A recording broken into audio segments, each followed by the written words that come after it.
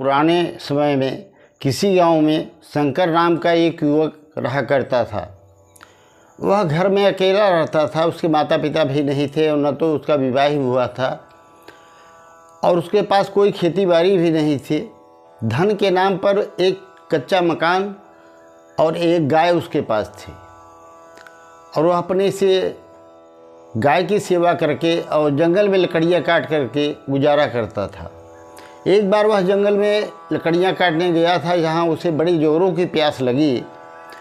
तो वह पानी की तलाश में घूमते घूमते जंगल में एक जगह ऐसे स्थान पर पहुँचा जहाँ उसे एक झोपड़ी दिखाई दी। तो उसने वहाँ आवाज़ लगाया, कोई है तो मुझे जल पिला दो, बहुत प्यास लगी है। अंदर से एक युवती आई। उसने कहा कि आपको प्यास लगी है, इस जंगल में कैसे आए? तो उसने सारा वृत्तांत बताया कि मैं लकड़हारा हूँ, लकड़ी काट करके अपना जीवन गुजर बसर करता हूँ, मुझे बहुत प्यास लगी है, मुझे जल पिला दीजिए। तो वह बड़े प्रेम से बोली कि आप यहाँ बैठ जाइए, मैं आपके लिए जल ले कर के आती हूँ। वह जल ले आ कर के उसको पिलाया और जब वो उसका मन शांत हुआ तो उसने पूछा तुम्हारा नाम क्या है और बहन तुम अकेले इस जंगल में कैसे रहती हो, किसके सहारे रहती हो, क्या तुम्हें डर नहीं लगता? उसने कहा मुझे अब डर नहीं लगता, मुझे जंगल में रहते रहते अभ्यास हो गया है। तब शंकर ने पूछा कि तुम्हारे माता पिताजी और कोई नहीं? उसने सारा बात बताया कि मेरे दादाजी मेरे साथ पहले रहा करते थे पर वह भी परलोक सुधार गए और माता पिता तो पहले ही स्वर्ग चले गए थे। अब मैं अकेली रहती हूँ, जीवन यापन यहीं पर करती हूँ। तो शंकर को लगा कि ये अकेली लड़की जंगल में रहती है और इसका कोई सहारा नहीं है। तो उसने कहा कि देखो मैं तुमसे एक बात कहना चाहता हूँ, यदि तुम्हें बुरा न लगे तो सविता ने कहा कि आप जो कुछ भी कहना चाहते हैं निसंकोच कहें, मुझे बुरा क्यों लगेगा? शंकर ने कहा मैं तुमसे शादी करना चाहता हूँ, अगर आप राजी हों तो मेरा भी कोई नहीं है, मैं भी अकेला हूँ और तुम भी अकेली हो, तो दोनों का साथ हो जाएगा, दोनों की ज़िंदगी गुजर बसर हो जाएगी। तो सविता ने कहा कि पहली बात तो ये कि आप मुझसे शादी क्यों करना चाहते हैं? मेरी तो एक आँख नहीं है और दूसरी आँख से भी कम दिखाई पड़ता है, मैं आपके किसी कार्य में बहुत बड़ा सहयोग भी नहीं कर पाऊंगी। तब शंकर ने कहा मुझे इससे कोई फर्क नहीं पड़ता, अगर तुम राजी हो तो मैं शादी अभी करता हूँ। उसने कहा मुझे कोई एतराज़ नहीं है। दोनों ने जाकर के मंदिर में शादी किया और मंदिर में शादी करने के बाद अपने गांव गए। अब जब गांव गए तो गांव वालों को धीरे धीरे पता चला कि शंकर शादी करके आया है।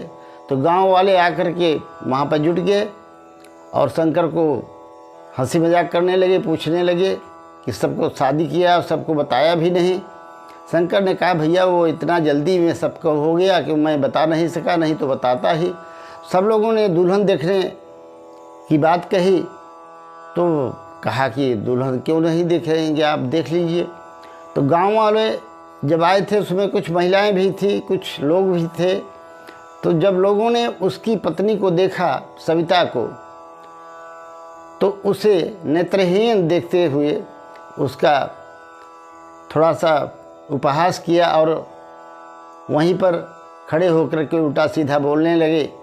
तो शंकर ने डांट करके सबको भगाया कि आप लोगों को कौन बुलाया था कि आप आएँ और देख करके मेरी पत्नी का मजाक उड़ाएं, आप लोग अपने अपने घर जाइए।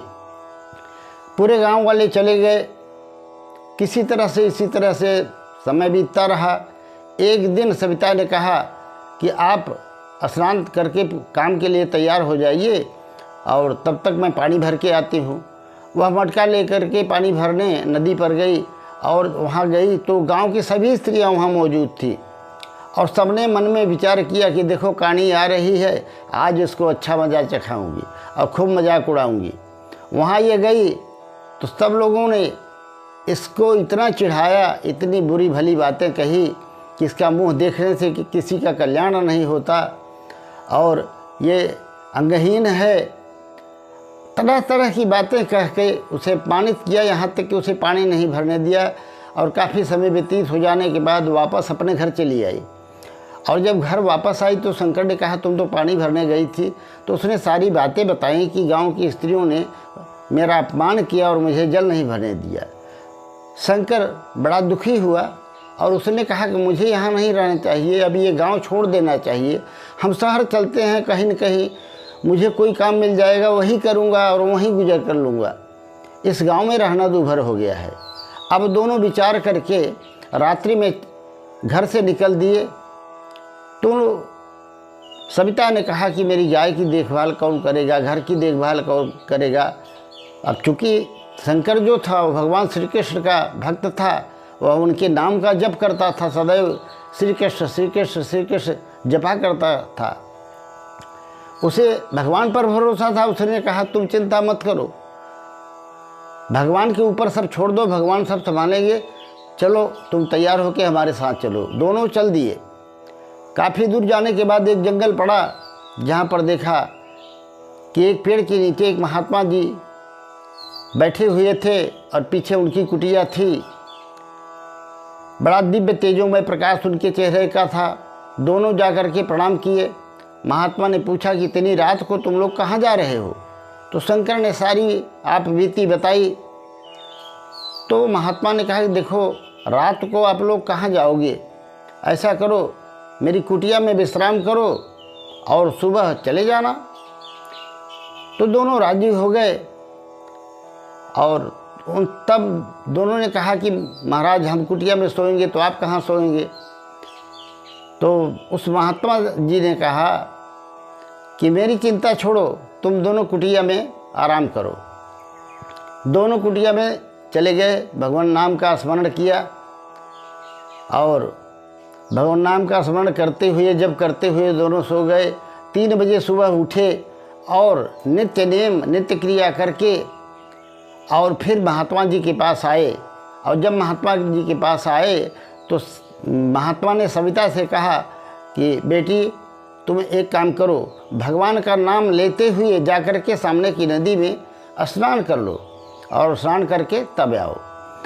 तो सविता भगवान श्री कृष्ण का नाम जपते हुए गोविंद गोविंद गोपाल गोपाल गोविंद गोविंद गोपाल गोपाल कहते हुए जप करते हुए नदी में स्नान किया। और जैसे ही बाहर आई उसे सब अच्छी तरह से दिखने लगा था। उसे बड़ा आश्चर्य हुआ और वो वहीं से चिल्लाने लगी, अपने पति को बुलाने लगी। और शंकर वहाँ गया तो उसने कहा देखो मेरी दोनों आँखें ठीक हो गई हैं, मुझे सब कुछ दिखाई पड़ रहा है, अच्छी प्रकार दिखाई पड़ रहा है। पहले तो शंकर को विश्वास नहीं हुआ, पर थोड़ी देर के बाद देखने के बाद समझ में आ गया कि इसे सब कुछ दिखाई पड़ रहा है और महात्मा जी की ये कृपा है। दोनों वापस आए कुटिया पर तो देखा तो न तो कुटिया थी और न महात्मा जी थे। अब चूंकि शंकर भगवान का भक्त था, नाम जप करता था, इसलिए उसने समझ लिया ये गोविंद की कृपा है, उनके नाम जप का प्रभाव है, उन्होंने ही कल्याण किया है मेरा। और दोनों वहाँ से शहर की ओर चले गए और भगवान की कृपा से उसे अच्छा काम भी मिल गया, जहाँ वह अच्छी नौकरी पा करके खुशहाल जीवन जीने लगा और उसकी आय भी बढ़ गई। मित्रों, ये कहानी हमें इतना शिक्षा देती है कि हमें भगवान पर हमेशा विश्वास और भरोसा रखना चाहिए और सदैव उनका चिंतन और उनके नाम का जप करते रहना चाहिए। जो भगवान के नाम का निरंतर जप करता है उसका भगवान सदैव योगक्षेम करते हैं और उसके कष्टों को हरते हैं।